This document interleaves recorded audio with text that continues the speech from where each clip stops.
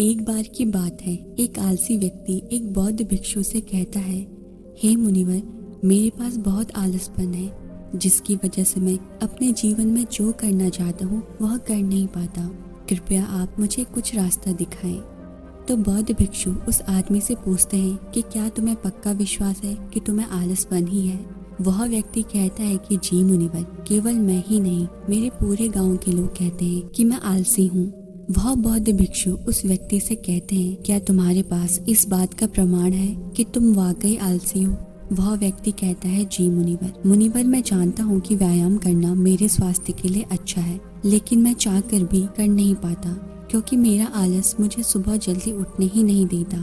वे बौद्ध भिक्षु कहते हैं, अच्छा तो तुम इस आलस से परेशान हो। वह व्यक्ति कहता है कि जी मुनिवर।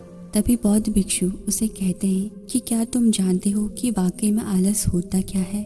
वह व्यक्ति कहता है कि मैं ये तो नहीं जानता कि आलस का अर्थ क्या है, परंतु ये जो भी है बहुत बुरा है। वह बौद्ध भिक्षु कहते हैं कि सबसे पहले तुम यह समझ लो कि जो भी चीज प्राकृतिक रूप से मनुष्य के भीतर है उसका कोई न कोई उपयोग है, चाहे वो अच्छी हो या फिर बुरी। आलस्य एक भाव है, एक विचार है जिसे जाने अनजाने में हम खुद ही पैदा करते हैं। वह व्यक्ति पूछता है कि परंतु वो कैसे मुनिवर। तब बौद्ध भिक्षु कहते हैं, आलस्य पैदा होने के दो कारण हैं, पहला शारीरिक और दूसरा मानसिक। जब हम शरीर को कोई ऐसा भोजन देते हैं जिसके खुद के भीतर कोई जीवंतता नहीं है, तब हमारे शरीर के भीतर आलस्य पैदा होता है, क्योंकि यह शरीर ऊर्जा से चलता है और जिस तरह का ऊर्जा हम उसे देते हैं यह उसी तरह का बर्ताव हमारे साथ करता है।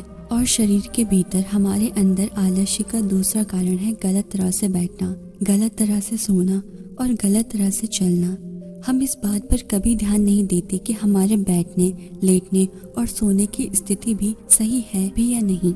अगर तुम बुद्ध को देखोगे तब तुम पाओगे कि जब वह बैठते हैं तो उनकी रीढ़ की हड्डी हमेशा बिल्कुल सीधी होती है। जब वो होते हैं तो उनके शरीर के किसी भी अंग में कोई दबाव नहीं होता और वे जब चलते हैं तब उनके दोनों कदम एक ताल में नजर आते हैं। यह जरूरी नहीं कि कोई बुद्ध को सुनकर ही समझे। अगर कोई समझना चाहता है तो सिर्फ उन्हें ध्यान से देखकर भी बहुत कुछ समझा जा सकता है। बौद्ध भिक्षु कहते हैं कि शारीरिक स्तर पर आलस्य का तीसरा कारण है सुबह जल्दी न उठना। यह सुनकर वह व्यक्ति कहता है कि हाँ मुनिवर, मैं सुबह जल्दी उठ ही नहीं पाता। तो इस पर बौद्ध भिक्षु मुस्कुराते और कहते हैं कि तुम सुबह जल्दी तभी उठ सकते हो जब तुम रात को सोने का एक सही समय निर्धारित कर लोगे। प्रत्येक बौद्ध भिक्षु को अनुशासन का पालन करना होता है, क्योंकि अनुशासन हमारे जीवन में संतुलन लाता है। ज्यादातर लोग अनुशासन को बुरा समझते हैं क्योंकि उन्हें लगता है कि अनुशासन उन्हें बांधता है, जबकि असल में यह है कि अनुशासन हमें बांधता नहीं बल्कि मुक्त कराता है। तब वह व्यक्ति पूछता है कि मुनिवर, शुरुआत कहाँ से करें? सही तरह से भोजन करने से, सही तरह से बैठने, लेटने या फिर चलने से, या फिर सुबह जल्दी उठने से? वह बौद्ध भिक्षु कहते हैं कि शुरुआत अभी से करो।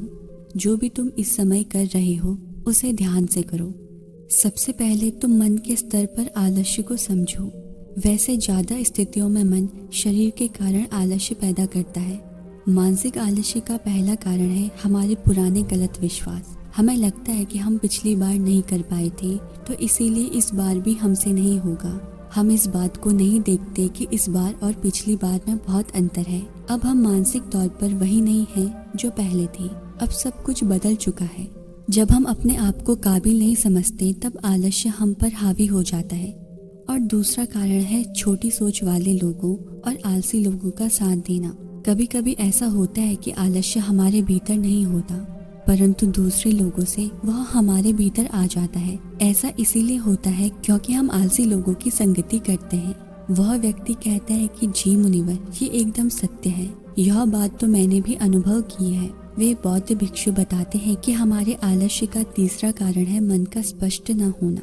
मान लो तुम एक वन में खो गए और शाम होने वाली है, तुम्हें यह नहीं पता कि तुम्हारा घर किस दिशा में है, तो क्या ऐसी स्थिति में तुम आलसी बनकर लेट जाओगे या फिर अपने घर की तलाश में निकल पड़ोगे? वह व्यक्ति कहता है कि मैं घर की तलाश में निकल पड़ूंगा। तब वो बौद्ध भिक्षु कहते हैं कि अगर खूब प्रयास करने के बाद भी तुम्हें तुम्हारे घर का रास्ता नहीं मिला तब तुम क्या करोगे? वह व्यक्ति कहता है कि मैं फिर भी तलाश में लगा रहूंगा, क्योंकि मेरे पास उसके अलावा और कोई विकल्प है ही नहीं। वह बौद्ध भिक्षु कहते हैं कि मनुष्य को आलस तभी पकड़ता है जब उसके पास कई विकल्प होते हैं। अगर किसी के पास सिर्फ एक ही विकल्प है तो उसका मन पूरी तरह से स्पष्ट होगा। अगर तुम अभी व्यायाम नहीं कर पा रहे हो तो उसका कारण तुम्हारे नजर का स्पष्ट नहीं होना है। तुम अभी भविष्य में होने वाले रोगों को नहीं देख पा रहे हो। तुम उन रोगों से होने वाली पीड़ा को महसूस नहीं कर पा रहे हो, इसीलिए तुम्हारे अंदर आलस्य है। वह बौद्ध भिक्षु आगे कहते हैं कि आलस्य का चौथा मानसिक कारण है किसी काम को करने की कोई वजह न होना। मान लो तुम एक रास्ते से कहीं जा रहे हो और बहुत देर से चलने के कारण तुम थक जाते हो। अब तुम्हारा और चलने का मन नहीं कर रहा, तुम्हें आलस्य आ रहा है। तभी तुम वहाँ देखते हो कि एक शेर तुम्हारे पीछे चला आ रहा है। तो क्या ऐसी स्थिति में भी तुम अपने आलस्य को लेकर वहाँ रुके रहोगे? नहीं ना। तो इस बात को समझो, आलस्य तुम्हें उसी काम को करने से रोकता है जिसे करने की कोई वजह तुम्हारे पास नहीं होती। वह व्यक्ति कहता है कि धन्यवाद मुनिवर, अब मुझे आलस्य का सारा खेल समझ में आ गया। वह बौद्ध भिक्षु कहते हैं, मेरी एक बात हमेशा याद रखना, जहाँ स्पष्टता है या कुछ करने की बड़ी वजह है वहाँ आलस्य कभी हो ही नहीं सकता। इसीलिए अपने जीवन में अनुशासन अपनाओ ताकि तुम अपने लक्ष्य को पा सको, ना कि आलसी बनकर अपना बहुमूल्य जीवन नष्ट करो।